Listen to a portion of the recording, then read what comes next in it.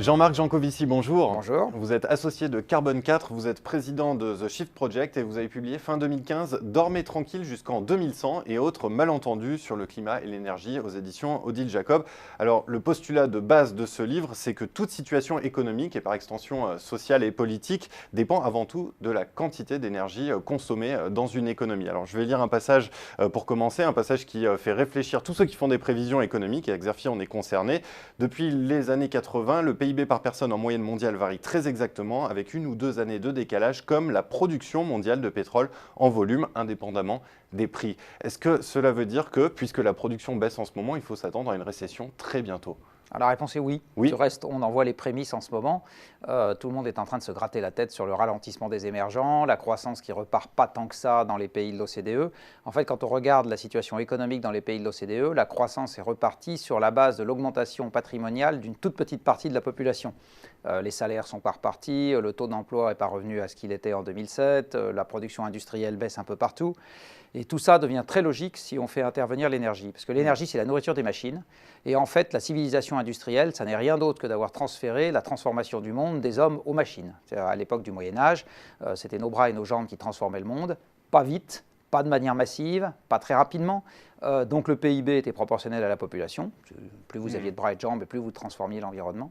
Et quand on est passé aux machines, ce qui transforme l'environnement aujourd'hui, c'est les machines. Les machines mangent de l'énergie et les machines sont quelques centaines de fois plus puissantes que les hommes. Donc c'est vraiment ça qui fait la différence. Et donc s'il y a moins d'énergie pour les machines, et en particulier moins de pétrole pour alimenter les transports, vous avez moins de PIB. Ça marche extrêmement bien. Alors j'ai relevé un autre passage, vous n'allez pas vous faire que des amis parmi les écologistes. En annonçant des émissions croissantes sans limite en cas d'inaction contre le réchauffement climatique, les partisans de l'action accréditent paradoxalement une idée très sympathique: ne rien faire signifierait une économie encore en croissance sur 85 ans, quoi que puisse faire le climat. Oui, c'est une manière dont les gens comprennent implicitement l'affirmation qui est: si on ne fait rien, les émissions augmentent jusqu'en 2100. Parce que qu'est-ce que c'est que des émissions qui augmentent dans l'esprit de tout le monde? C'est une consommation d'énergie qui augmente. Qu'est-ce que c'est qu'une consommation d'énergie qui augmente dans l'esprit de tout le monde? C'est un PIB qui augmente. Donc en gros, quand on dit si on ne fait rien, les émissions augmentent jusqu'en 2100, on est en train de dire si on ne fait rien, l'économie est en croissance jusqu'en 2100. Alors, du coup, la majeure partie des gens vont vous dire pourquoi voulez-vous qu'on fasse quelque chose? Puisque si on ne fait rien, tout va bien, entre guillemets, jusqu'en 2100. Alors évidemment, c'est une vue de l'esprit. Ce que j'essaye d'expliquer dans ce livre, dont le titre est évidemment à prendre au second degré, c'est que les désordres liés à l'inaction, ils commencent déjà à se faire sentir dès à présent, à la fois sur le plan économique et sur le plan environnemental, et que si on ne fait rien, entre guillemets, ce n'est pas des émissions croissantes jusqu'en 2100, c'est des émissions qui vont arrêter de croître bien avant 2100, parce que le fait de ne rien avoir fait, entre guillemets, va rendre le monde suffisamment hostile pour que l'économie ne puisse plus être en croissance, mais au contraire va devenir structurellement en récession. Mais alors comment est-ce qu'on fait pour décorréler croissance et pétrole? Est-ce qu'on peut concilier les objectifs de sobriété énergétique et croissance? Formellement, oui. Factuellement, très difficilement. Parce que quand on regarde ce que les gens comprennent comme étant la croissance de l'économie, ils comprennent ça comme étant la croissance des mètres carrés disponibles par personne, la croissance du nombre de voitures disponibles par personne, la croissance du nombre de voyages en train disponibles par personne, du nombre d'oignons disponibles par personne, etc. Et tout ça se traduit, tant que la comptabilité nationale était faite pour ça, par une augmentation du PIB par personne. Mais ça se traduit aussi par une augmentation de la production industrielle. C'est-à-dire plus de tables, plus de chaises, plus de mètres carrés, plus de lunettes, tout ça c'est de l'augmentation de la production industrielle. Or, transformer de plus en plus de matière pour faire des tables, des chaises et des lunettes en utilisant de moins en moins d'énergie, à un moment vous butez sur une impossibilité physique.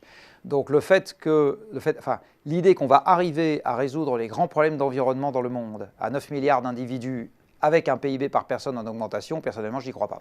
Et comment expliquer qu'aujourd'hui, les énergies vertes, entre guillemets, ou encore les énergies non conventionnelles ne permettent pas encore de prendre le relais sur les énergies fossiles?